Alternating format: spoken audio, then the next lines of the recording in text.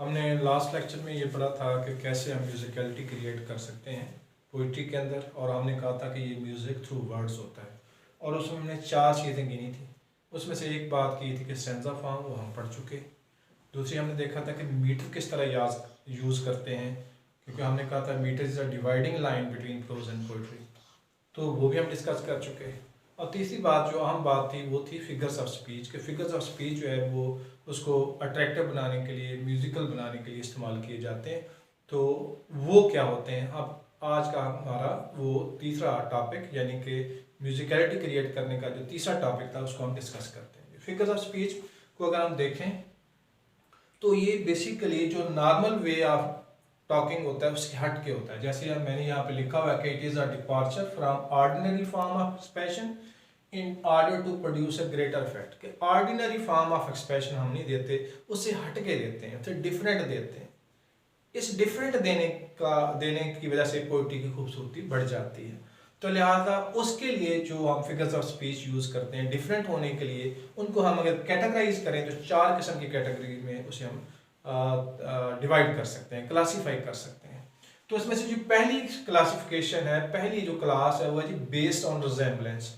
यानी कुछ figures of speech जो है वो हमने इस तरह के यूज़ करते हैं जिसमें हम रिजेम्बलेंस का हिसाब किताब लगा के तो कोई नाम उसको हम देते हैं, ये चीज़ उसकी तरह है, ये चीज़ बिल्कुल उसकी तरह है, या जो है ये उसकी तरह गुफ्तगू करते हैं, या ये जिंदा है तो वो भी जिंदा है। ये सारी चीज़ें जो है रिजेम्बलेंस कहलाती हैं। तो रिजेम्बलेंस बेस्ड जो हमारे पास फिगर्स ऑफ स्पीच हैं वो ये होते हैं। सिमिली, कि इसमें भी 2 चीज़ों को रिजेम्बल किया जाता है। हम कहें brave like a lion, lion की शेर की तरह बहादुर है, तो अब लायन और ही के दरमियान डिग्री ऑफ लाइकनेस ढूंढी जाती है जो कि रिजेम्बलेंस है।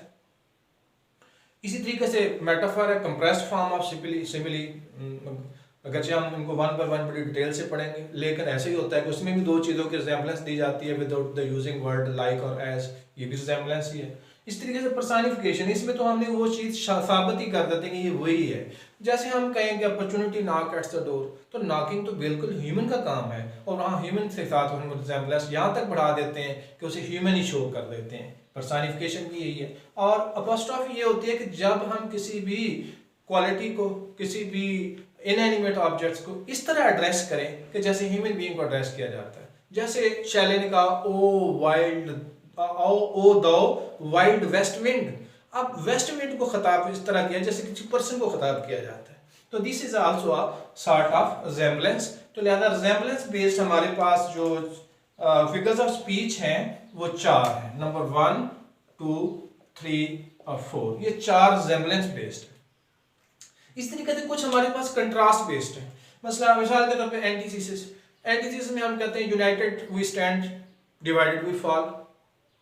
अगर 2 फ्रेजेस अपोजिट मीनिंग वाली एक ही लाइन में की अरेंजमेंट में इकट्ठी लाई जाएंगी तो दैट इज कॉल्ड एंटीथेसिस। और अगर 2 वर्ड लाए जाएं तो इसको हम ऑक्सीमोरॉन कहते हैं। तो ऑक्सीमोरॉन भी यही इसी कैटेगरी में फॉल करेगा। बेसिकली कंट्रास्ट बेस है। अगर यहाँ पे लिखना चाहूँ तो मैं ऑक्सीमोरॉन को भी ऐड कर सकता हूँ, कि इसमें ऑक्सीमोरॉन भी पाया जाता है। ये नहीं, ये फिगर ऑफ स्पीच भी इसमें आता है। तो अब हम देखते हैं कि अपोजिट आइडिया यानी कंट्रास्ट बेस्ड। इसी तरीके से एपिग्राम वो होती है जिसके अंदर कंट्रास्ट दिया जाता है। जैसे हम कहते हैं child is the father of man, यानी फादर और चाइल्ड दोनों एक दूसरे का कंट्रास्ट है। तो इसमें हम एपिग्राम यूज कर रहे हैं। ये एपिग्राम है हमारे पास। तो एपिग्राम जो है पिथी सेइंग्स होती हैं जो कि हम अपनी गुफ्तगू में दूसरों को इम्प्रेस करने के लिए इस्तेमाल करते हैं, और एक हमारे पास रेडिली अवेलेबल रेफरेंस भी होता है। उसके लिए मजीद हमें किसी को कुछ जो है रेफरेंस देने की जरूरत नहीं होती। तीसरी कैटेगरी है, देखें जी, तो वो है जी बेस्ड ऑन एसोसिएशन। वो मेटोनिमी और सेनेक्डोकी जो होती है, सेनेक्डोकी जो है ये, और मेटोनिमी जो है ये एसोसिएशन बेस्ड है। इनको भी जब हम इसके फोल्डर में जाएंगे तो बड़ी डिटेल के साथ पढ़ेंगे।